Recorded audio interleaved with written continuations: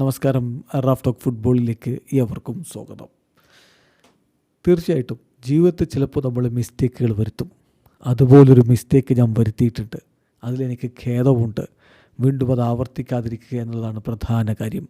ഒരിക്കൽ ബ്രസീൽ ദേശീയ ടീമിൻ്റെ കോച്ചാവാനുള്ള അവസരം ഞാൻ റിജക്റ്റ് ചെയ്തു. അൽ ഹിലാലിനോടൊപ്പം തുടരാനായിരുന്നു ആ തീരുമാനമെടുത്തത്. ഇന്ന് ഞാനതിൽ ഖേദിക്കുന്നുണ്ട്. പറയുന്നത് ഓർഗെ ഹീസസ് ആണ്.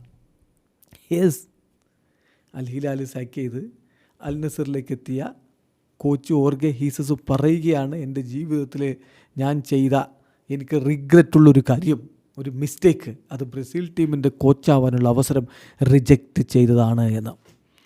പല ഇൻ്റർവ്യൂകളിലായിട്ട് പലപ്പോഴായിട്ട് അയാൾ പറഞ്ഞിട്ടുണ്ട്, ബ്രസീലിയൻ ദേശീയ ടീമിൻ്റെ കോച്ചാവുക എന്നുള്ളത് എൻ്റെ സ്വപ്നമാണ് എന്ന്. അങ്ങനെ ഒരു സ്വപ്നം സാക്ഷാത്കരിക്കാനുള്ള അവസരം മുന്നിലുണ്ടായിട്ട് അത് റിജക്റ്റ് ചെയ്തിട്ടുണ്ടെങ്കിൽ തീർച്ചയായിട്ടും അത് ഒരു വലിയ തെറ്റ് തന്നെയാണ്. അത് അദ്ദേഹം തിരിച്ചറിയുകയാണ്.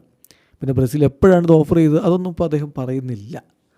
സ്വാഭാവികമായിട്ടും നമുക്ക് കരുതാൻ പറ്റുക, ബ്രസീൽ ഡൊറിവാൾ ജൂനിയറെ സാക്ക് ചെയ്ത് കാർലോ അഞ്ചലോട്ടി വരുമോ ഇല്ലയോ എന്നുള്ള കൺഫ്യൂഷനിൽ നിന്നൊരു സമയമുണ്ടല്ലോ. ആ സമയത്തായിരിക്കണം ഓർഗെ ഹീസസിൻ്റെ പേര് വലിയ രൂപത്തിൽ ബ്രസീലിയൻ മാധ്യമങ്ങളിലൊക്കെ ചർച്ച ചെയ്യപ്പെട്ടൊരു സമയമുണ്ടല്ലോ. ആ സമയത്തായിരിക്കണം, ഗ്ലോബോയൊക്കെ റിപ്പോർട്ട് ചെയ്തിരുന്നല്ലോ, ഓർഗെ ഹീസസ് ആണ് ബ്രസീൽ ടീമിൻ്റെ കോച്ചാവാനുള്ള ഫ്രണ്ട് റണ്ണർ എന്ന്. ആ സമയത്തായിരിക്കണം ഈ ഓഫർ കൊടുത്തിട്ടുണ്ടാവുക. അപ്പം പക്ഷേ അൽ ഹിലാലിൽ തുടരണമെന്ന് തോന്നി. എന്നിട്ട് എന്തുണ്ടായി? ബ്രസീൽ ആഞ്ചലോട്ടിയുമായിട്ട് ഡീലിലെത്തുകയും ഓർഗെ ഹീസസിനെ അധികം വൈകാതെ അൽ ഹിലാൽ സാക്ക് ചെയ്യുകയും ചെയ്തു. ഇപ്പോൾ തിരിഞ്ഞു നോക്കുമ്പോൾ അതിൽ അദ്ദേഹത്തിന് ഖേദമുണ്ടത്രേ. അദ്ദേഹത്തിൻ്റെ വാക്കുകളിലേക്ക് പോവുകയാണ്. ചില കാര്യങ്ങൾ നമ്മുടെ ലൈഫിൽ നമ്മൾ മിസ്റ്റേക്ക് ചെയ്യുന്ന ചില കാര്യങ്ങളുണ്ടാകും.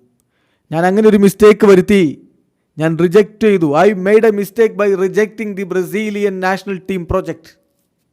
ബ്രസീലിയൻ ദേശീയ ടീമിൻ്റെ പ്രോജക്റ്റ് റിജക്റ്റ് ചെയ്തതിലൂടെ ഞാനൊരു വലിയ മിസ്റ്റേക്കാണ് വരുത്തി. എനിക്കതിൽ ഖേദമുണ്ട്.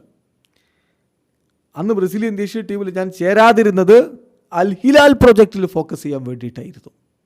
ഏതായാലും ഞാൻ അതിൽ ഖേദിക്കുന്നു എന്നാണ് ഇപ്പോൾ ഓർഗെ ഹീസസ് പറഞ്ഞത്. വീണ്ടും അത്തരം ഒരു ഖേദമില്ലാതിരിക്കാൻ അൽ നസറിൽ നിന്നൊരു ഓഫർ വന്നപ്പോൾ അദ്ദേഹം ഓടിപ്പിടിച്ച് അങ്ങോട്ടേക്ക് വന്നു എന്ന് മാത്രമല്ല, അദ്ദേഹം പറയുന്നു സൗദി അറേബ്യയിലാണ് ഫുട്ബോളിൻ്റെ ഭാവി.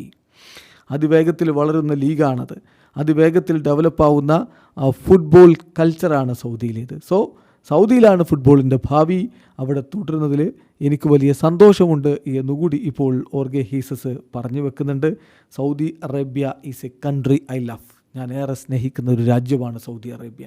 It is the future of football and it's my pleasure to return to Saudi Arabia. എല്ലായ്പ്പോഴും സൗദിയിൽ ഞാൻ വളരെ ഹാപ്പിയാണ്.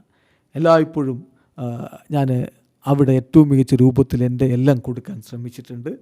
എല്ലായ്പ്പോഴും ഞാൻ അവിടെ വിജയങ്ങൾ നേടിയിട്ടുമുണ്ട്. എൻ്റെ തുടർച്ചയായ 3ാമത്തെ ഇയറിലേക്ക് വരുമ്പോൾ I will strive four victory എന്നുകൂടി അദ്ദേഹം പറയുന്നുണ്ട്. വീഡിയോ അവസാനിക്കുന്ന ഫുട്ബോൾ ലോകത്തെ കൂടുതൽ വിശേഷങ്ങളുമായി റാഫ് ടോക്സ് കൊണ്ടുവെത്താം.